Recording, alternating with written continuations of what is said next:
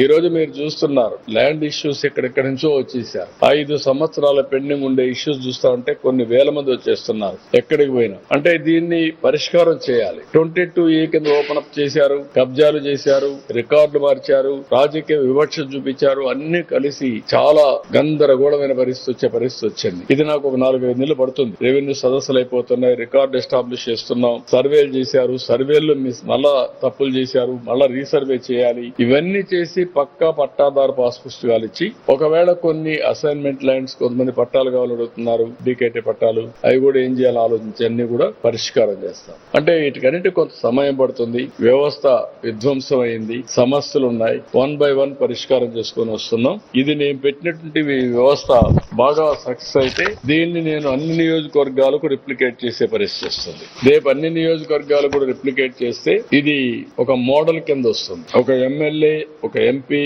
ఒక బాధ్యత తీసుకొని ప్రజా సమస్యల్ని ఏ విధంగా పరిష్కారం చేయగలుగుతారు, సుపరిపాలనకు ఏ విధంగా నాంది పలుకుతారు, ప్రజలకు ఎట్లా అందుబాటులో ఉంటారు, ఆయన లేకపోయినా వాళ్ళ ఆఫీస్ ఏ విధంగా సమర్థవంతంగా వాళ్ళ సమస్యల్ని ఎప్పటికప్పుడు పరిష్కారం చేస్తారనే దానికి ఇవన్నీ పెడుతున్నాం. ఇది టెక్నాలజీని కూడా నేను ఆర్టిఫిషియల్ ఇంటెలిజెన్స్ కూడా ఉపయోగించుకొని ఏ సమస్య పరిష్కారం చేయలేకపోతున్నాం, ఎందుకు పరిష్కారం కావడం లేదు, ఇలాంటి అన్ని కూడా అనలైజ్ చేసి దీంట్లో కీలకమైన పాత్ర టెక్నాలజీ పోషిస్తుంది. మీరు గుర్తుపెట్టుకోవాలి. ఎప్పటికప్పుడు అధ్యయనం చేయడం గానీ, మళ్ళా ఫీడ్బ్యాక్ తిప్పడం గానీ, ఆ సైకిల్ ని మళ్ళా ఇది చేయడం గానీ, చాలా ఆఫీసుల్లో మనం చూస్తే ఒక పిటిషన్ వస్తుంది, నేను స్టాండర్డ్స్ పెడతాను, వారం లోపల క్లియర్ చేయాలి. వాళ్ళు ఏం చేస్తారు, వారం లోపల క్లియర్ చేయరు కాబట్టి ఫైల్ నేను ఇక్కడి నుంచి నా బాధ్యత నేను నెరవేర్చకుండా నేను ఎంఆర్ఓ ఆర్డీఓ పంపిస్తాడు, ఆర్డీఓ డిఆర్ఓ పంపిస్తాడు, డిఆర్ఓ జాయింట్ కలెక్టర్ పంపిస్తాడు. అంటే నా పని అయిపోయిందని. వాళ్ళ పని అయిపోలేదు, మన బాధ్యత లేదు, కానీ ఫైల్ మాత్రం వీడు తప్పించుకోవడానికి పంపించేస్తారు. ఓసారి డిస్పోజల్ అని రాసేస్తాడు. What is the disposal? Transfer is not the disposal. అందుకే నేను చెప్పాను ఆకస్మిక తనిఖీలు కూడా వస్తాను. నేను రాబోయే రోజుల్లో ఆఫీసులకు వస్తా,